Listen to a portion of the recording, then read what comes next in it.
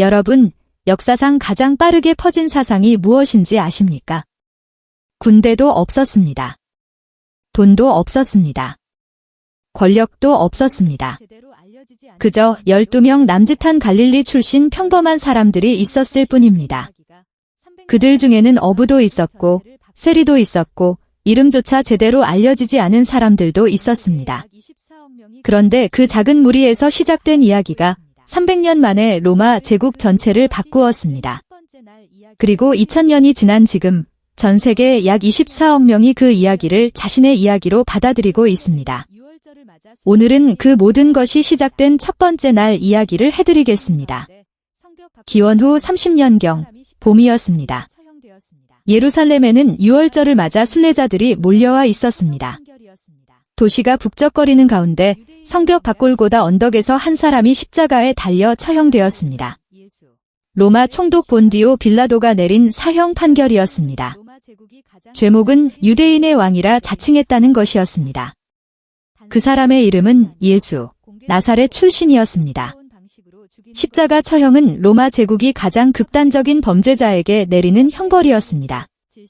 단순히 죽이는 것이 아니라 공개적으로 가장 치욕스러운 방식으로 죽이는 것이었습니다. 손과 발에 못이 박히고 십자가에 매달린 채 질식과 탈진으로 천천히 죽어가는 방식입니다. 주변을 지나가는 사람들이 볼 수 있도록 길가에 세워두었습니다. 경고였습니다. 로마에 맞서면 이렇게 된다는. 그의 제자들은 흩어졌습니다. 수석 제자였던 베드로는 예수가 체포되던 날 밤, 나는 그 사람을 모른다고 3번 부인했습니다. 다른 제자들도 대부분 도망쳤습니다. 요한 한 명만이 십자가 곁에 끝까지 남아 있었다고 기록은 전합니다. 3년간 함께 다니며 모든 것을 버리고 따랐던 사람들이 스승이 죽자 뿔뿔이 흩어진 것입니다. 인간적으로 보면 당연한 일이었습니다. 그들은 무기도 없었고 권력도 없었고 이제 지도자마저 없었습니다. 로마 당국의 눈에 들어온 이상, 다음 차례는 자신들일 수 있었습니다. 두려움은 지극히 합리적이었습니다. 그 금요일 저녁, 기독교는 시작되기도 전에 끝난 것처럼 보였습니다. 그런데 사흘이 지나고 이상한 일이 보고되기 시작했습니다. 예수의 시신을 안치했던 무덤이 비어 있었습니다.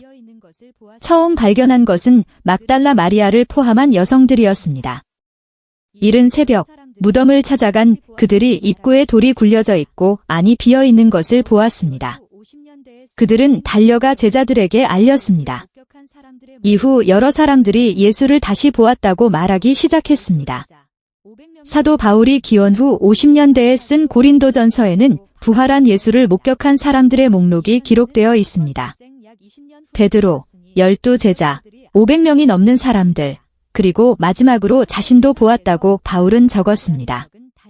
이 편지는 사건 발생 약 20년 후에 쓰였으니 목격자들이 아직 살아있던 시기입니다. 역사학자들 사이에서 부활 사건에 대한 해석은 다양합니다. 실제 육체적 부활이 있었다는 신앙적 입장, 제자들의 집단적 환각이나 심리적 체험이었다는 견해, 시신이 다른 곳으로 옮겨졌다는 설, 예수가 완전히 죽지 않았다는 가설 등 여러 이론이 있습니다. 그러나 역사적으로 분명한 사실이 하나 있습니다. 스승의 죽음으로 도망쳤던 사람들이 갑자기 완전히 다른 태도를 보이기 시작했다는 것입니다. 두려움에 숨어있던 사람들이 공개적으로 나서서 자신들이 본 것을 증언하기 시작했습니다. 그것도 목숨을 걸고. 이 변화가 기독교 역사의 진짜 시작점입니다. 예수가 처형된 지 50일이 지난 날이었습니다.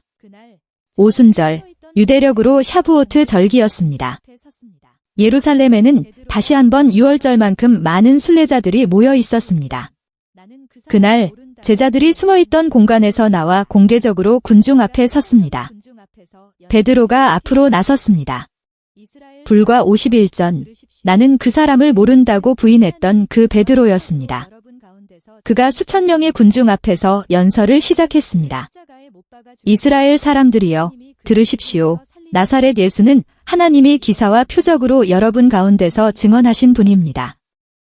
여러분은 그를 십자가에 못 박아 죽였지만 하나님이 그를 죽음에서 살리셨습니다. 이것은 당시 기준으로 대단히 위험한 발언이었습니다. 로마 당국이 처형한 사람을 공개적으로 옹호하는 것이었으니까요. 유대 종교 지도자들에게도 정면으로 도전하는 내용이었습니다. 그런데 사도행전의 기록에 따르면 그날 3,000명이 베드로의 말을 듣고 세례를 받았다고 합니다. 현대 역사학자들 중에는 이 숫자가 과장되었을 수 있다는 견해도 있습니다. 하지만 예루살렘 순례 기간 중 다양한 지역에서 온 군중이 모여 있었다는 점, 그 군중 중 일부가 감화를 받아 자신의 고향으로 돌아가면서 새로운 신앙을 전파했을 가능성은 역사적으로 충분히 설득력이 있습니다. 그날이 기독교가 공개적으로 역사에 등장한 날입니다. 이후 예루살렘에 형성된 첫 번째 기독교 공동체의 모습이 사도행전에 기록되어 있습니다. 그들은 날마다 성전에 모이고 집에서 함께 빵을 나누었습니다. 재산을 팔아 필요한 사람들에게 나누어 주었습니다. 아무도 자기 소유를 자기 것이라 하지 않고 모든 것을 공동으로 사용했다는 기록입니다. 이것은 당시 지중해 세계에서 매우 낯선 모습이었습니다. 로마 사회는 철저한 계층 사회였습니다. 원로원 계층, 기사 계층, 평민, 해방 노예, 노예로 엄격하게 나뉘었습니다. 같은 식탁에서 밥을 먹는다는 것 자체가 사회적 동등함을 의미했는데 로마 사회에서 신분이 다른 사람들이 같은 식탁에 앉는 것은 상상하기 어려운 일이었습니다. 그런데 초대 기독교 공동체에서는 그것이 일어나고 있었습니다. 유대인과 이방인이 함께 앉았습니다. 주인과 노예가 함께 빵을 나눴습니다. 남자와 여자가 동등하게 공동체의 일원으로 인정되었습니다. 바울이 갈라디아서에 쓴 구절, 유대인도 헬라인도 없고 종도 자유인도 없고 남자도 여자도 없이 모두 하나라는 선언은 단순한 신학 명제가 아니라 그 공동체가 실제로 살고 있던 방식의 반영이었습니다. 강요가 없었습니다. 법도 없었습니다. 처벌도 없었습니다. 사람들은 자발적으로 모였습니다. 자발적으로 나누었습니다. 이것이 낯선 사람들을 끌어당겼습니다. 초기 기독교가 급속히 퍼진 이유를 역사학자들은 여러 각도에서 분석합니다. 사회학자 로드니 스타크는 그의 책 기독교의 발흥에서 흥미로운 분석을 제시합니다. 당시 로마 제국 도시들은 현대인이 상상하기 어려울 만큼 열악한 환경이었습니다. 인구 밀도가 극단적으로 높았고 전염병이 자주 돌았으며 사회 안전망은 거의 없었습니다.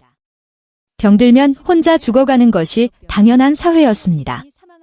기원 후 165년과 251년 로마 제국 전역을 강타한 대역병이 있었습니다.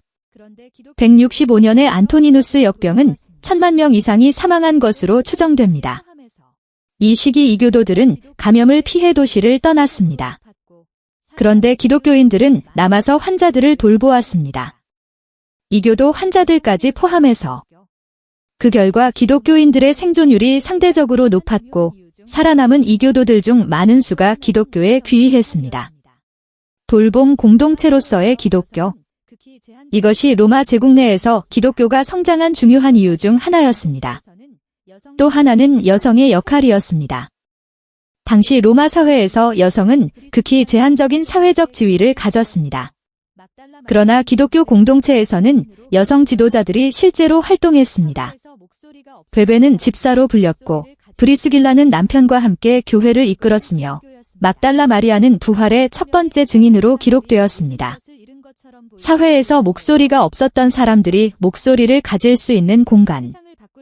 그것이 기독교였습니다. 12명의 평범한 사람들이 모든 것을 잃은 것처럼 보이던 그 자리에서 다시 일어섰습니다.